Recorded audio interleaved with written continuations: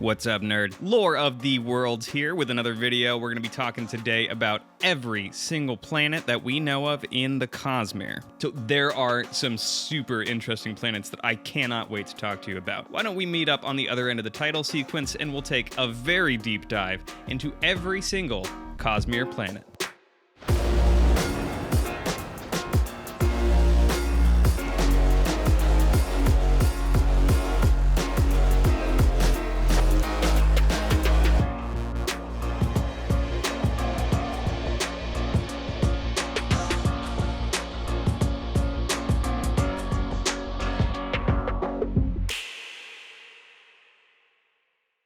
So before we discuss the planets themselves, let's briefly touch on how these planetary systems are actually set up. The entirety of the Cosmere takes place in a single dwarf galaxy, but spread out across a vast array of systems within that galaxy. Much like in the real world, each and every star system is unique with its own quirks and eccentricities. Some have many planets, some have very few.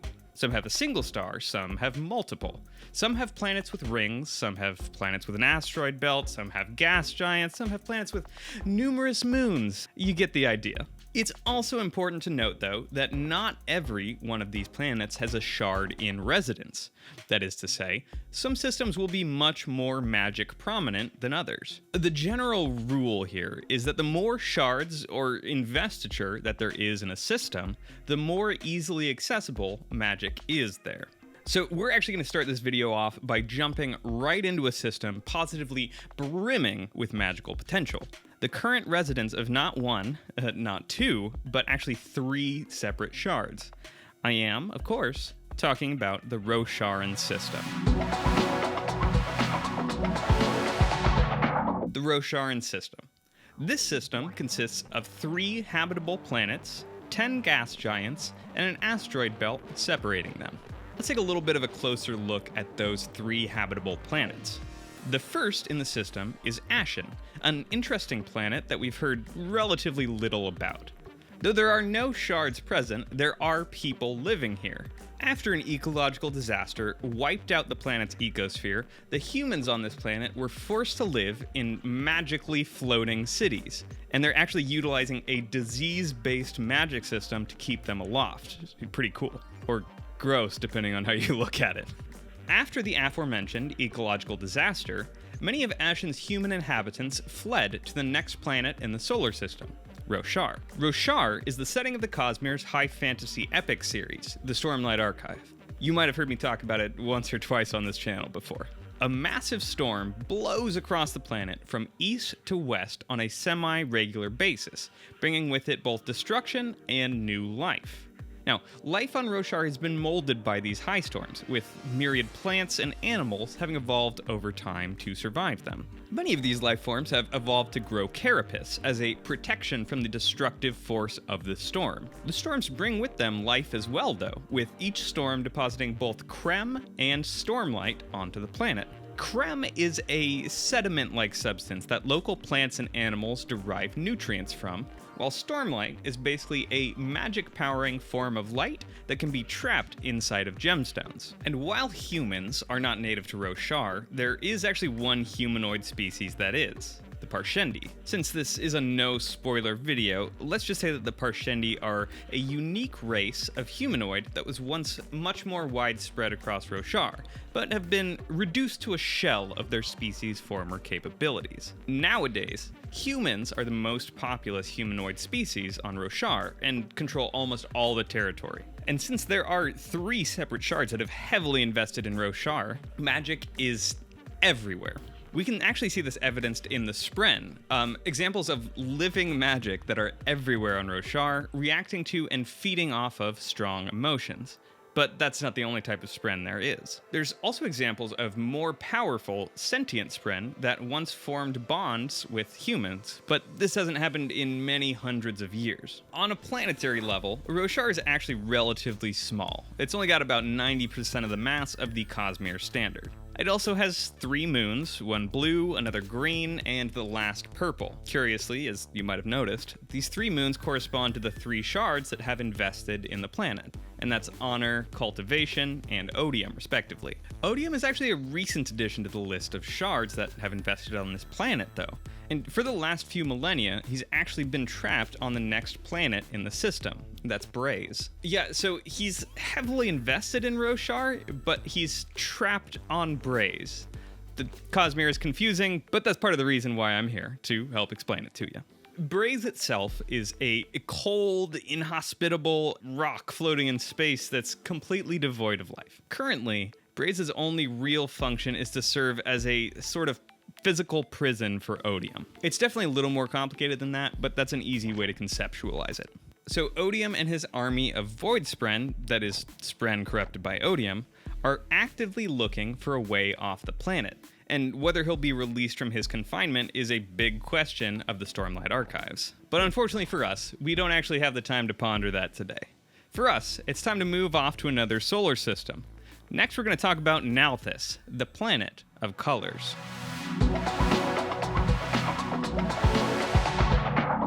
The Nalthian Planetary System consists of one life-supporting planet, 2 gas giants further out, a comet belt beyond that, and this interesting thing called a cognitive anomaly that's actually orbiting in the same space as Nalthis, but more on that later. Nalthis itself is a relatively new planet on a cosmological level, as there are apparently no fossils there, which suggests the planet hasn't been around or hasn't been inhabited for long enough to create them. It's currently inhabited by one shard, that's Endowment, who presumably created the planet, or at least made the planet habitable. Every person born on Nalthis is given one breath, a sort of magical resource that powers the magic system of awakening on Nalthis. And Nalthis is also a planet that's very well known for its colors, as the flowers that grow near Endowment's perpendicularity work very, very well as dyes, and particularly colorful clothing is worn by most of Nalthis's residents, or at least the ones that we've met.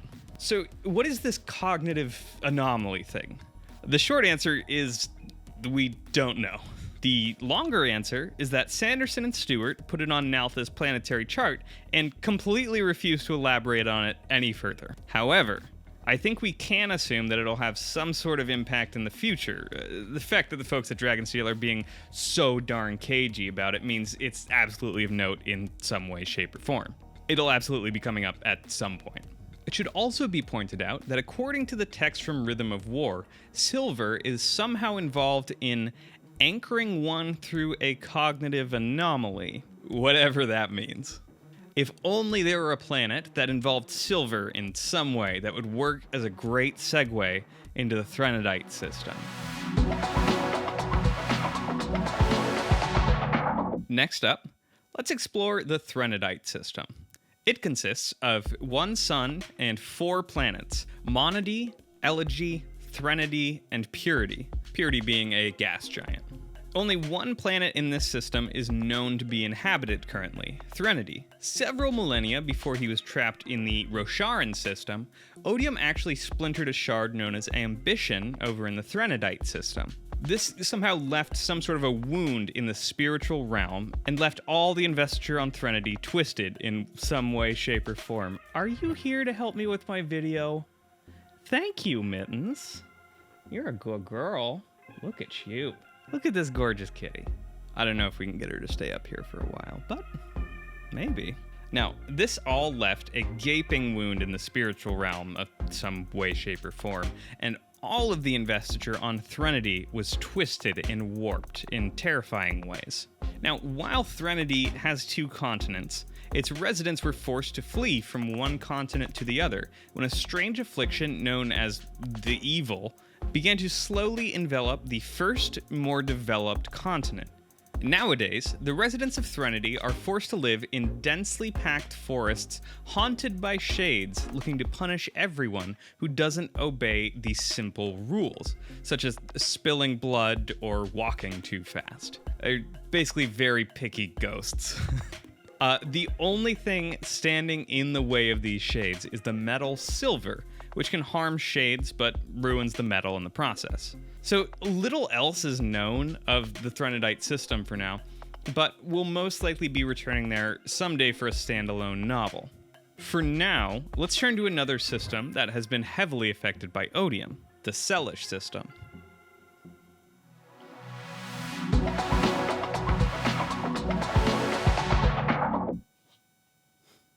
Okay, the Selish System. The Selish System is composed of one sun, 2 planets, an asteroid belt, 2 gas giants, and a dwarf planet at the very edge of the system. It should also be noted that Sel itself has its own moon. So Sel's ecology is mostly comparable to Earth, with a wide range of biodiversification and plenty of large land masses to house the myriad peoples and species that call it home. Notably, it is significantly more massive than the Cosmere Standard. It's about 1.5 times the Cosmere Standard mass, and its gravity clocks in somewhere around 1.2 times Cosmere Standard. Much like Threnody, Sel was also greatly affected by the splintering of its shards. That's Dominion and Devotion in this case. Unlike Threnody, though, the combined power of the 2 shards was actually shoved into the cognitive realm and is available for its residents to draw upon in various degrees. For instance, the Elantrians draw symbols that allow them to pull power directly from the door and use it for various magical tasks. And as a result of the shards being trapped in Sel's cognitive realm, the myriad magic systems on Sel are heavily location-based. And actually, if you're interested in this a bit more, I actually have a whole video going over every magic system on the planet in great detail. It should be link in the top right corner. We know pretty well that this system in particular is going to have a gigantic role to play in the future of the Cosmere.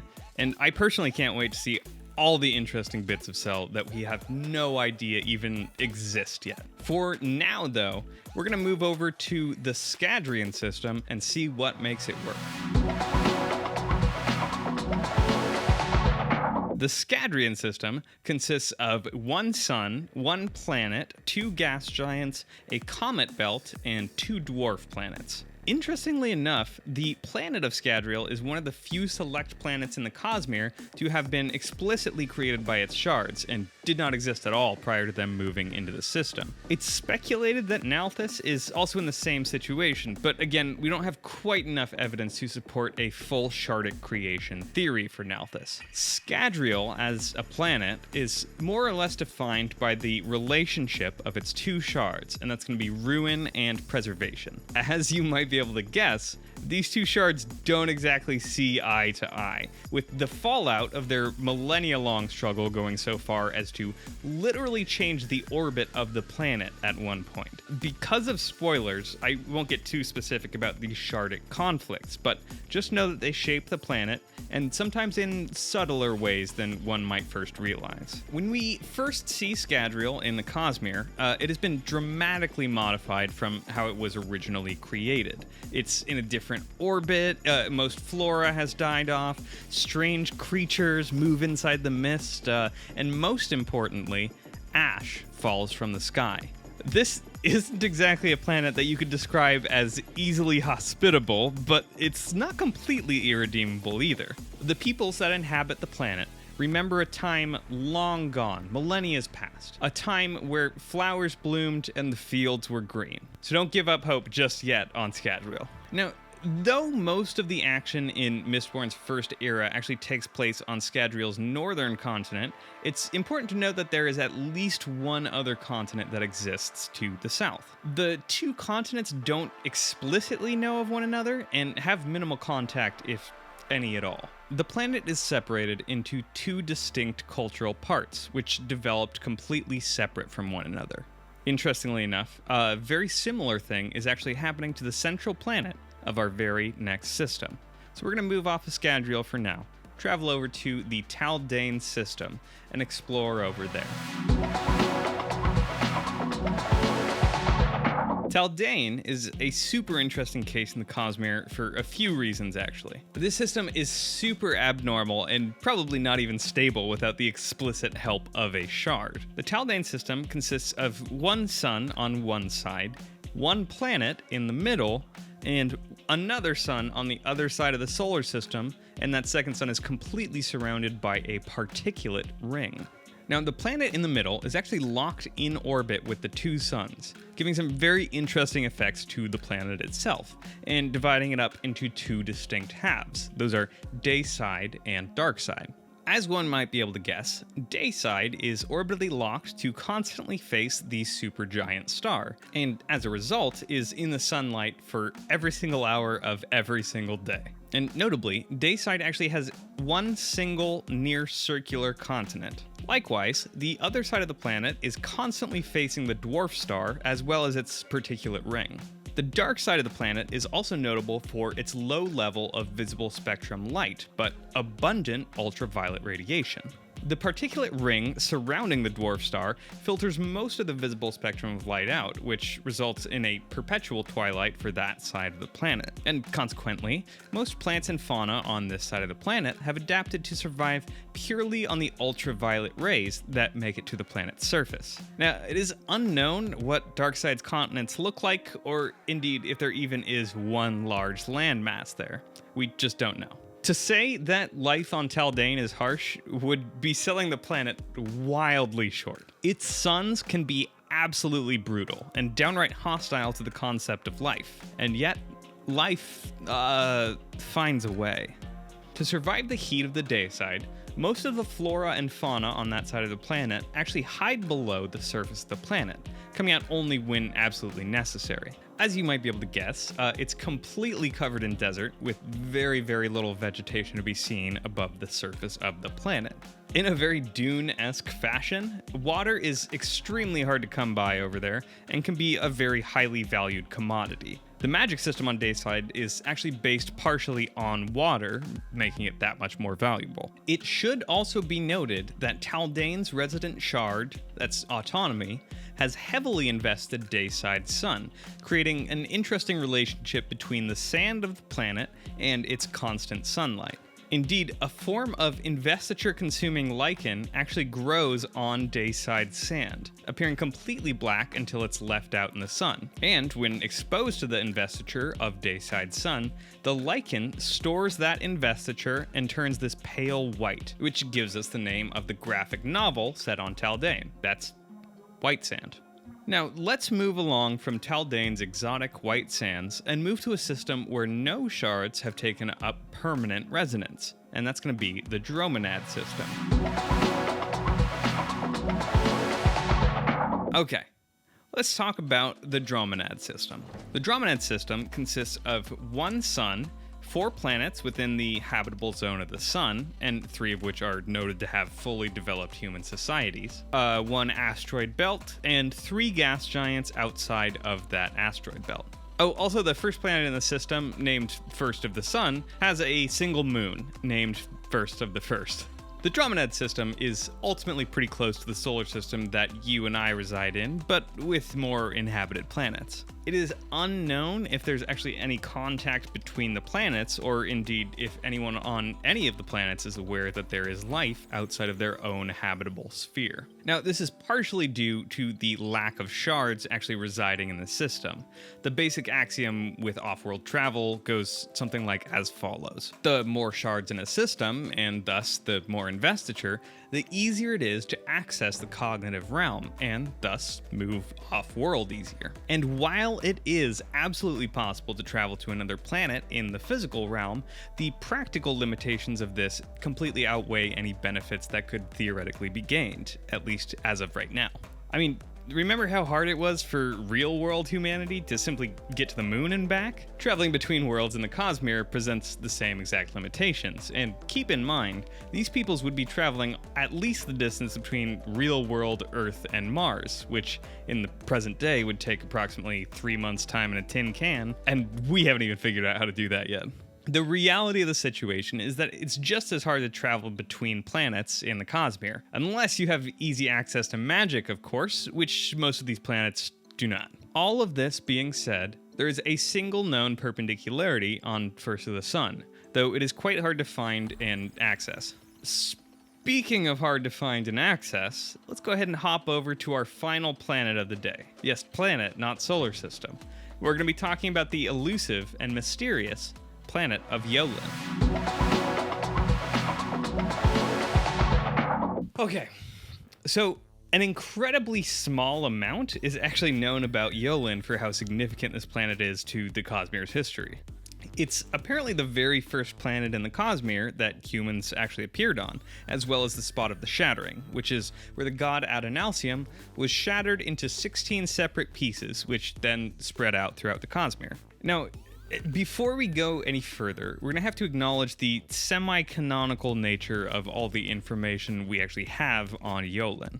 What we know of this planet comes almost exclusively from Word of Brandon's, pre-canon works such as The Lyre of Partenell, and semi-canonical short stories posted exclusively to Sanderson's website. With all this in mind, there are some pretty solid bits of information that are not likely to change by the time we see Yolen in a published work. Kind of like Taldain, Yolen seems to be divided into two parts, but it's also quite a bit different than Taldain.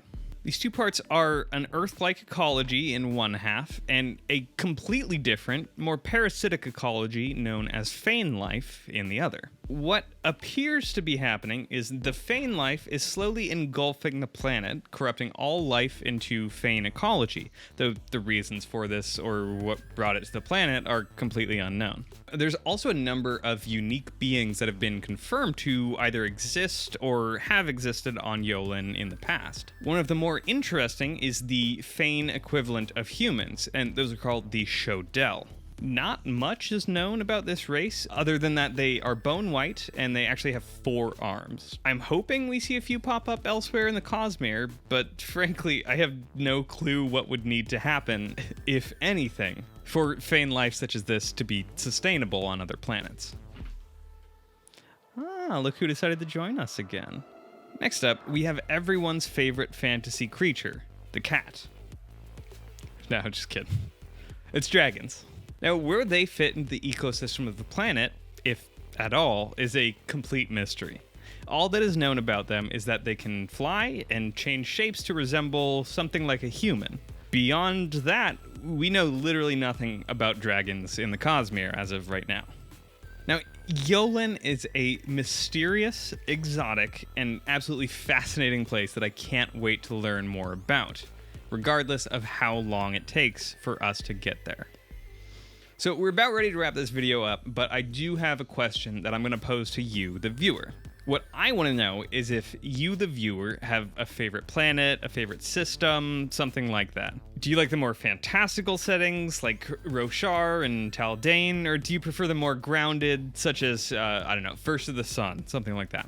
These discussions absolutely fascinate me, and I, for the record, personally love the super fantastical settings that we see throughout the Cosmere. Taldain, in particular, is my favorite planetary system due to its weird dual-star setup, and Roshar is actually my favorite planet so far due to the sheer creativity involved and its fantastical ecology, weather patterns, sentient investiture in the form of Spren. Just everything about Roshar is awesome. That about wraps up this one. I'd like to thank you all for watching, and I'll catch you next time. Cats above. I've had fun talking about all that with you.